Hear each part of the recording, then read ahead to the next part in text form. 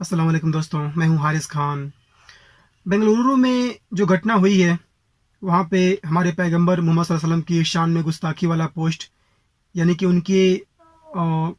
उनकी शान में आपत्तिजनक पोस्ट शेयर किया गया था फेसबुक पे, जिसके बाद से मुसलमान वहाँ के भड़क गए। और जो आरोपी था, कांग्रेस के नेता हैं, एमएलए है, उनका भतीजा, उसकी गिरफ्तारी की मांग हो रही थी, मुसलमान कर रहे थे, जिसके नतीजे में पुलिस वालों से झड़प हो गई। और इस झड़प झड़प के नतीजे में जो है कि 50-60 पुलिस वाले जख्मी हो गए और प्लस 3 लोगों की जान चली गई पुलिस फायरिंग में। इस पूरी घटना पे बात मैं नहीं करूंगा, क्योंकि आपको पता चल गया होगा कि ये सब क्यों हुआ था, क्या हुआ था, कैसे हुआ था। लेकिन मैं दो बात रखूंगा अपने इस टॉपिक पे।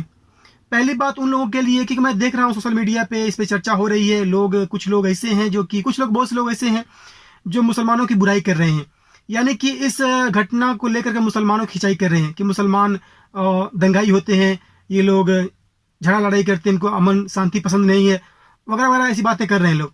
उनसे मैं एक बात करूंगा, और एक बात मैं करूंगा मुसलमानों से, क्योंकि थोड़ी सी गलती मुसलमानों के बीच इस घटना में है, उसको भी मैं हाईलाइट करूंगा। तो पहले मैं बात कर लूं उन लोगों की जो लोग मुसलमानों की बुराई कर रहे हैं इस घटना को लेकर के। ये लोग ये कह रहे हैं कि मुसलमान दंगाई होते हैं, झगड़ा करने वाले होते हैं, देखो बवाल कर दिए, वहां पे दंगा फैला दिए। मैं उनसे पूछना चाहता हूं, मान लीजिए आपके पिताजी हैं जिनसे आप बहुत प्यार करते हो, और कोई आदमी आकर के अपने आपके पिताजी की बुराई करे, उनके शान में गुस्ताखी करे, उनको उल्टा सीधा भला बुरा भला कहे, क्या आपको गुस्सा नहीं आएगा? आपको गुस्सा नहीं आएगा? बिल्कुल आएगा। और यही आप देखो हमारे नबी के बारे में, पूरी दुनिया जानती है कि मुसलमान अपने नबी से कितना प्यार करते हैं। हम लोग अपने नबी से जान से ज्यादा प्यार करते हैं, यानी हमारे नजदीक माँ बाप भाई बहन, दुनिया की हर एक चीज से ज्यादा मोहब्बत हमारे दिल में हमारे नबी की है। और यहां तक कि हम अपने जान से ज्यादा प्यार करते हैं, अपने नबी को प्यार करते हैं अपनी जान से ज्यादा।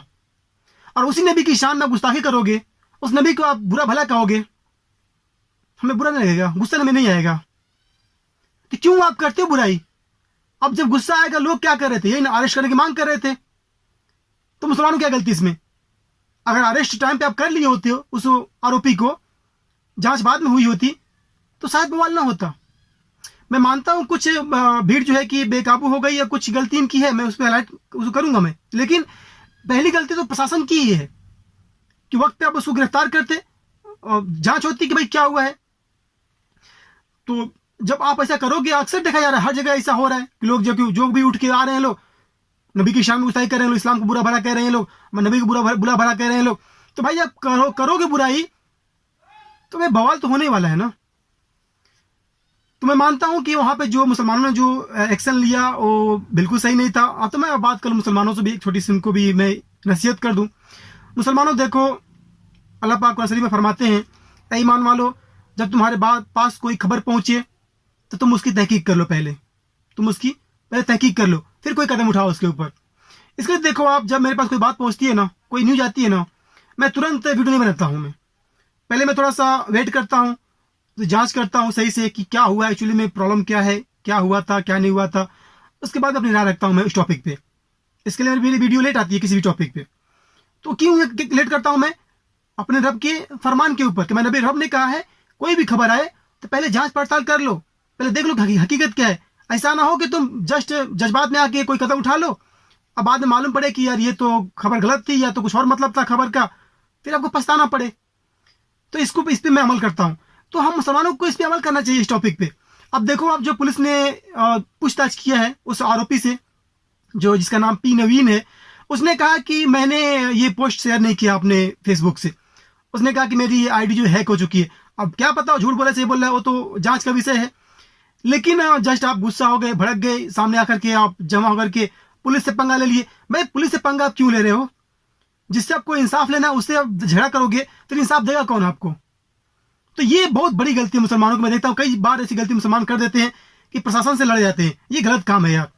पुलिस की क्या गलती है? मैं मानता हूँ, चलो अगर वो लोग, हो सकता है ऐसा हुआ रहेगा कि वहां पे पुलिस जो एक्शन नहीं ले रही होगी, जिसकी वजह से बवाल हुआ रहेगा। लेकिन आप ये भी गौर करो कि वो जो लड़का है वो एक एमएलए का भतीजा था, तो जाहिर सी बात है पुलिस के ऊपर कुछ दबाव रहा होगा। तो कोई और रास्ता अपनाए होते आप लोग।